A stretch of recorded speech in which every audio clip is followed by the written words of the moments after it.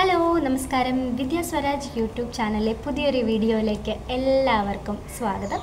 ഞാനൊരു 2 ദിവസത്തിന് മുൻപ് ഒരു കമ്മ്യൂണിറ്റി പോസ്റ്റ് ഇട്ടിട്ടുണ്ടായിരുന്നു, Q&A. നിങ്ങൾക്ക് എന്തെങ്കിലും എന്നോട് ചോദിക്കാനുണ്ടെങ്കിൽ ചോദിക്കാം, അങ്ങനെയായിരുന്നു ഇട്ടിരുന്നത്. അപ്പം ഒരു മൊത്തത്തിലൊരു 17-18ഓളം കമൻസ് വന്നിരുന്നു. അതിൽ ചിലത് ചോദ്യങ്ങളാണ്, ചിലത് സ്നേഹവും കൂടിയാണ് അവരുടേത് എക്സ്പ്രസ് ചെയ്തിരിക്കുന്നത്. അപ്പം ഞാൻ ഓരോന്നായിട്ട് വായിക്കാൻ പോവാണ്. അപ്പം നമ്മുടെ ക്വസ്റ്റ്യൻസൊക്കെ ചോദിച്ച എല്ലാവർക്കും ആദ്യം തന്നെ താങ്ക്സ് പറയുകയാണ് കേട്ടോ. അപ്പോൾ ആദ്യത്തെ ചോദ്യത്തിലേക്ക് പോകാം. അപ്പോൾ ആദ്യത്തെ കമൻ്റാണ് വന്നിരിക്കുന്നത്. ജിൻസി 3 ഇമോജി തന്നിട്ടുണ്ട്, ലവിൻ്റെ ഇമോജി തന്നിട്ടുണ്ട്. Thank you Jincy. അടുത്തത് പ്രേംകുമാർ, അടിപൊളി എന്ന് പറയുന്നു. Thank you. ഹിഫ്സു റഹ്മാൻ മാളിയേക്കൽ 3 ലവിൻ്റെ ഇമോജി തന്നിരിക്കുന്നു. Thank you. അടുത്തത് Sabeeda Titus on box, no questions, you are very beautiful and talented, may you are always be blessed. Thank you. അടുത്തത് പ്രേംകുമാർ, വിദ്യ പുതിയ വർക്ക് ഏതാണ്, പുതിയ ഏത് സിനിമയിലാണ് പാടിയത് എന്നാണ്. അപ്പം ആദ്യത്തെ ചോദ്യം വന്നിരിക്കുന്നത്, പുതിയ വർക്കുകൾ എന്ന് പറഞ്ഞാൽ ഇപ്പോൾ പ്രോഗ്രാംസ് ചെയ്യുന്നു, ഇടയ്ക്കൊക്കെ റെക്കോർഡിങ്സും ഒക്കെ ഉണ്ട്.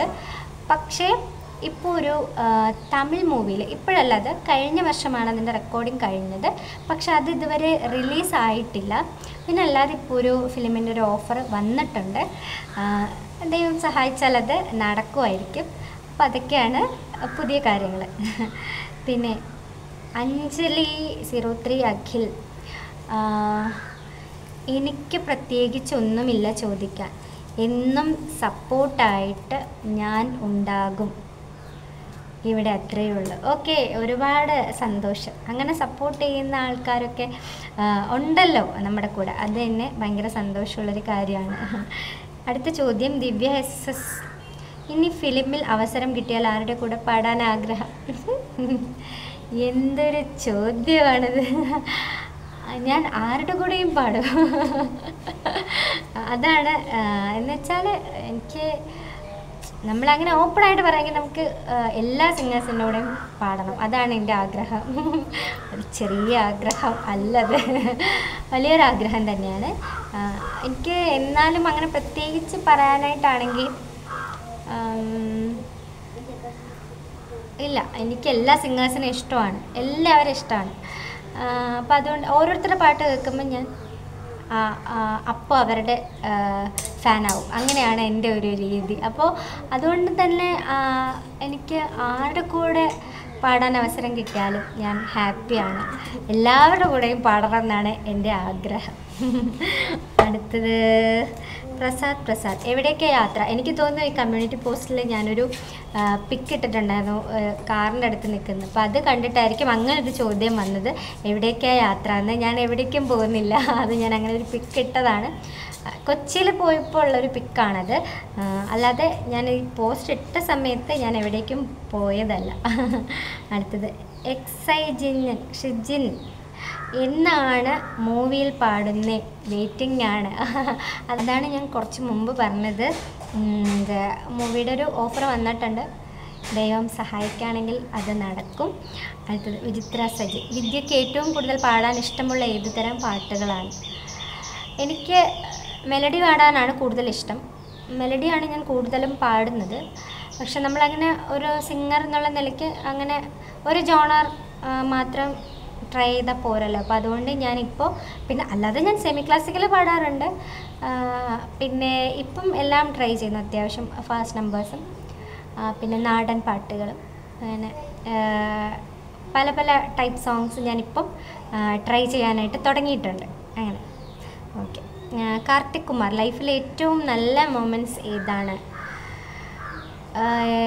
ലൈഫിലെ നല്ല മൊമെൻറ്റ്സ് എന്ന് പറയുന്നത് എൻ്റെ കുഞ്ഞുങ്ങളുണ്ടായ ആ സമയം തന്നെയാണ് ഏറ്റവും നല്ല മൊമെൻ്റ് എന്ന് പറയുന്നത്. അത് എല്ലാവർക്കും അങ്ങനെ തന്നെ ആയിരിക്കും. കാരണം ഞാൻ ഒരുപാട്, നിങ്ങൾക്കറിയാമല്ലോ, എന്നെ ഫോളോ ചെയ്യുന്നവർക്കറിയായിരിക്കും, ഒത്തിരി കോംപ്ലിക്കേഷൻസിൽ കൂടെയൊക്കെയാണ് ഞാൻ മുമ്പോട്ട് പോയത് ആ സമയത്ത്. അപ്പോൾ കിട്ടുമെന്ന് തന്നെ വിചാരിച്ചതല്ല എൻ്റെ മക്കളെ. അപ്പം അതുകൊണ്ട് അതല്ലാതെ വേറെ എനിക്ക് ഏറ്റവും നല്ല മൊമെൻറ്റ്സ് എന്ന് പറയുന്നത് അത് തന്നെയാണ്. പിന്നെ അല്ലാതെ സിനിമ ഫസ്റ്റ് ഞാൻ പാടിയ മൂവി ആദ്യമായിട്ട് റിലീസായി എൻ്റെ പാട്ട് തിയേറ്ററിൽ കേട്ടപ്പോൾ അത് ഭയങ്കര സന്തോഷമുള്ളൊരു സമയമായിരുന്നു അത്. പിന്നെ അടുത്ത ക്വസ്റ്റ്യൻ സോമദാസ് ഹരിദാസൻ. ഇത് നമ്മുടെ സോമദാസ് ചേട്ടൻ്റെ വൈഫാണ് കേട്ടോ, സിംഗർ സോമദാസ് ചേട്ടൻ്റെ. ചേട്ടൻ മരിച്ചുപോയി ഈ സമയത്ത് ഞാൻ ഓർക്കുകയാണ്. ഇതുവരെയുള്ള മ്യൂസിക് ലൈഫിൽ ഏറ്റവും കൂടുതൽ സ്വാധീനിച്ച വ്യക്തി ആരാണ്? കുറേ പേരുടെ മ്യൂസിക് ലൈഫ് ഞാൻ ശ്രദ്ധിച്ചിട്ടുള്ളപ്പോൾ അവരിൽ നിന്നൊക്കെ കുറേ എനിക്ക് പഠിക്കാനുണ്ട്. അങ്ങനെ ഒരാളുടെ പേരെനിക്ക് പറയാൻ പറ്റില്ല. എന്നെ പഠിപ്പിച്ച സാർമാർ, പിന്നെന്താ, പിന്നെ കുറേ ഗായകരൊക്കെ ഉണ്ട്. അങ്ങനെ ഒരാളുടെ പേര് പറയാൻ പറ്റില്ല, അങ്ങനെ കുറേ പേരുണ്ട്. അടുത്തത് അക്ഷയ്. ജീവിതത്തിൽ ഏറ്റവും ആഗ്രഹിക്കുന്നത്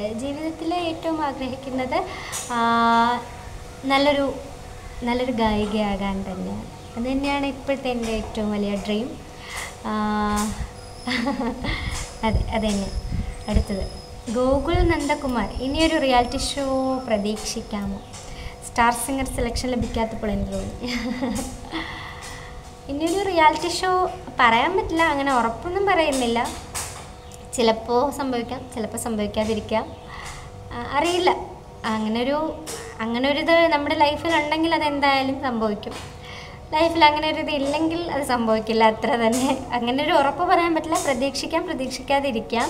പിന്നെ സ്റ്റാർ സിംഗറിൽ സെലക്ഷൻ ലഭിക്കാതിരുന്നപ്പോൾ എന്ത് തോന്നി? ഒന്നും തോന്നിയില്ല. അതല്ലല്ലോ എൻ്റെ ലൈഫിൻ്റെ ഒരു എൻഡിങ്. ആ ഒരു ടൈം ഒരു ലക്കായിരുന്നില്ല, അതെനിക്ക് ലക്കുള്ളൊരു സമയമായിരുന്നില്ല. അതുകൊണ്ട് അതങ്ങനെ പോയി, അത്രയും ഞാനിപ്പോൾ പറയുന്നുള്ളൂ. പിന്നെ അതൊരു തുടക്കം മാത്രമാണെന്ന് ഞാൻ വിശ്വസിക്കുന്നു. സോമദാസ് ഹരിദാസൻ വീണ്ടും ലവ് തന്നിട്ടുണ്ട്. Thank you. ജിൻസി വീണ്ടും 2 ലവ് കൂടെ തന്നിട്ടുണ്ട്. അപ്പോൾ ഇന്ന് ചോദ്യങ്ങൾ ചോദിച്ച എല്ലാവർക്കും ഒരുപാട് താങ്ക്സ്. നിങ്ങൾ എല്ലാവരും നമ്മുടെ ചാനൽ കയറി കാണുക, സപ്പോർട്ട് ചെയ്യുക, നിങ്ങളുടെ അഭിപ്രായങ്ങൾ നിർദ്ദേശങ്ങളൊക്കെ പറയുക. ചോദ്യങ്ങൾ ചോദിച്ച എല്ലാവർക്കും നന്ദി.